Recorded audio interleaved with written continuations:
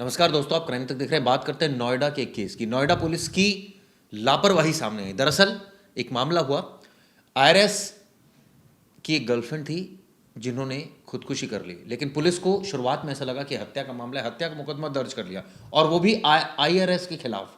उनका नाम है सौरभ मीणा, उनकी गिरफ्तारी भी हो गई है। अब नोएडा पुलिस को अपनी गलती जो है वो नजर आ रही है। अब इस मामले में आने वाले वक्त में सेक्शंस चेंज हो जाएंगे और खुदकुशी के लिए उकसाने का मामला हो सकता है दर्ज हो जाए। लेकिन सवाल ये उठता है कि इतने बड़े मामले में नोएडा पुलिस की जांच जिस तरह से उन्होंने की, वो कटघरे में है। प्रवेश, ये बड़ी अजीब स्थिति है। नोएडा पुलिस का ना चिराग जी, आपको ना एक पैटर्न देखना पड़ेगा। वो ना केसेस को लेके ना तुरंत प्रेशर में आ जाते हैं और वो घाई गड़बड़ी में ना हर केसेस को ना खराब कर देते हैं। आप देखिए, एक लड़की जिसकी लाश मिलती है, शिल्पा की, एक कमरे में फंदे से लटके हुए। परिवार आगे आरोप लगाते हैं कि भाई उसके साथ जो बंदा लिविंग में रह रहा था, सौरभ, उसने उसे मारा, हत्या किया है। पुलिस ने ना जांच ना रिपोर्ट, सीधा हत्या का मुकदमा लगा दिया। पुलिस एक बार वहाँ के सिक्योरिटी वाले से पूछ लेती, जिसने दरवाज़ा खोला। उन लोग ने रिकॉर्डिंग की थी, वीडियो रिकॉर्डिंग की थी जब दरवाज़ा खोला जा रहा था। कोई इन्वेस्टिगेशन क्या प्रायर नहीं की गई थी। ऐसा ही हमने बहुत सारे पिछले केसेस में भी देखा है। बहुत सारे ऐसे केसेस में ठीक से स्टार्ट में इन्वेस्टिगेशन नहीं, किस पे कोई भी धारा लगा दो, फिर कोर्ट से फटकार मिलती है इनको कि ये धारा क्यों लगाई, ये धारा क्यों लगाई। ज़्यादा जल्दबाजी के चक्कर में, मैं ऐसा कहूँगा, ज़्यादा जल्दबाजी और सीनियर्स के सामने नंबर बनाने के चक्कर में कि भाई ये केस बड़ा हो गया है, मीडिया ट्रायल होने लगेगा, बहुत सारी चीज़ें होंगी, प्रेशर होगा, इससे अच्छा सीधा दिखाओ कि हम लड़की के साथ हैं, आरोपी को हमने पकड़ लिया। ये मामला आपको बता दूं, सेक्टर 100 का है। वहाँ पर एक सोसाइटी है जहाँ पर सौरभ मीणा, जो कि आईआरएस अधिकारी हैं, वो अपनी lotus blue world society, lotus blue world society, और वहाँ पर अपनी गर्लफ्रेंड शिल्पा के साथ रहते हैं। शिल्पा डिवोर्सी है, 2021 में उनका डिवोर्स हुआ था। उसके बाद से ये दोनों साथ में रहने लगे थे, 3 साल से रह रहे थे चिराग जी। और घरवार वालों का आरोप था कि शिल्पा चाह रही थी कि वो सौरभ से शादी करे, सौरभ शादी नहीं करना चाहता था, ऐसा लड़की के घर वालों का आरोप है।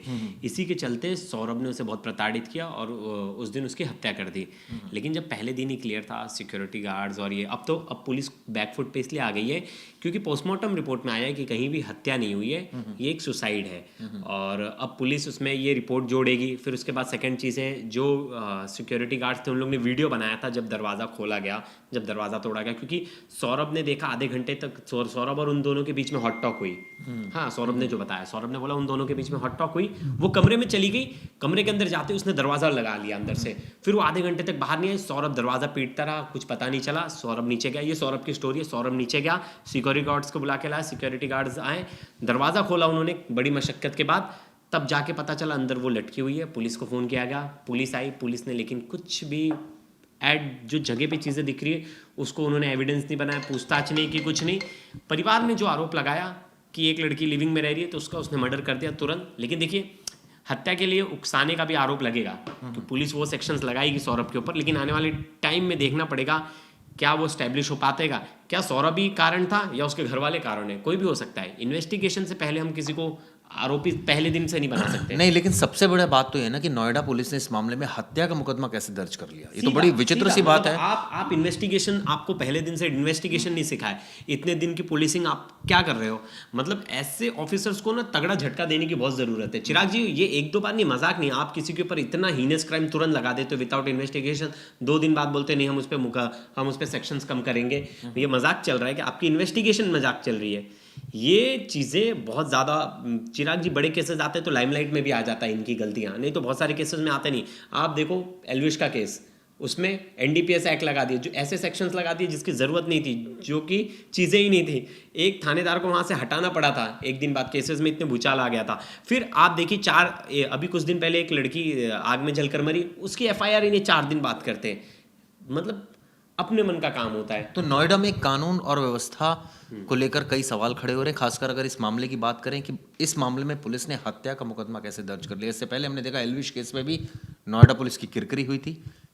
बीच में भी हमने देखा कई केसेस में नोएडा पुलिस की लापरवाहियां सामने आती चली गई।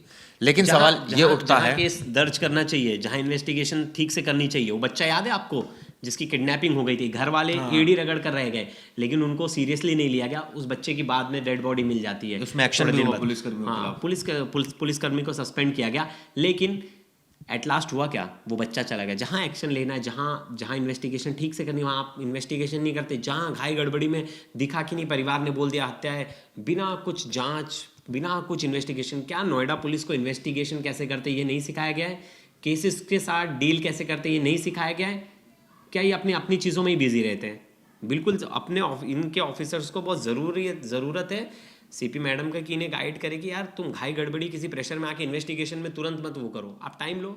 बाकी पुलिस भी टाइम लेती है। बिल्कुल ठीक कहा। कुछ ऐसे केसेस सामने आए, चाहे वो किडनैपिंग केस सामने हो जिसमें नोएडा पुलिस की किरकिरी हुई, इससे पहले हमने देखा एल्विश केस में किरकिरी हुई, अब ये एक नया मामला है जिसमें यू टर्न ले लिया नोएडा पुलिस ने। तो आखिर ये पुलिसिंग किस तरह की हो रही है नोएडा में, ये अपने आप में बड़ा सवाल है। और सबसे बड़ा सवाल है यहाँ की जो सीपी हैं उन पर, वो ऐसे में ऐसे अधिकारियों के खिलाफ सख्त एक्शन क्यों नहीं ले रही हैं? क्योंकि जिस तरह से घटनाएं हो रही हैं लगातार, हालांकि उन्होंने पहले केसेस में ज़रूर लिया, किडनैपिंग केस में एक्शन लिया गया, एल्विश केस में लिया गया, लेकिन हम बीच में अक्सर सुनते रहते हैं। एक और केस सामने आया था जिसमें मैं देख रहा था कि एक बच्चे को काफ़ी टाइम तक घुमाते रहे थे, किडनैपिंग हो गया था उसका, घुमाते रहते सड़क के बीच में और फेंक कर चले गए थे चौकी के पास। बिल्कुल, वो भी केस हमने कवर किया था, वीडियो बनाई थी उसकी। वो भी केस कवर किया था जिसमें दो लड़कों ने बाइक पे एक आदमी को बांध दिया था और उसको घसीट के पुलिस स्टेशन तक लेके चल गए, तो आदमी मर गया था।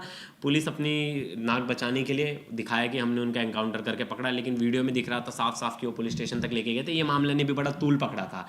लेकिन सवाल एक है, पुलिस के ऊपर क्या अचानक से प्रेशर बन जाता है? कोई केस आ जाता है कि घाई गड़बड़ी में बस उस केस को सॉल्व करना है, जो सेक्शंस है सब लगा दो, सब कर दो। अब इस मामले में देखते हैं क्या न्याय मिलता है। आईआरएस अधिकारी के खिलाफ हो सकता है आने वाले वक्त में खुदकुशी के लिए उकसाने का मामला दर्ज हो, क्योंकि दोनों लिव इन में रह रहे थे और ये आरोप है कि सौरभ मीना ने शिल्पा को प्रताड़ित किया। एक डायरी भी मिली है जिसमें तमाम बातें शिल्पा ने लिखी। देखना होगा इस पूरे केस में आगे क्या होता है। ये वीडियो कैसे लगी जरूर बताइएगा। धन्यवाद दोस्तों।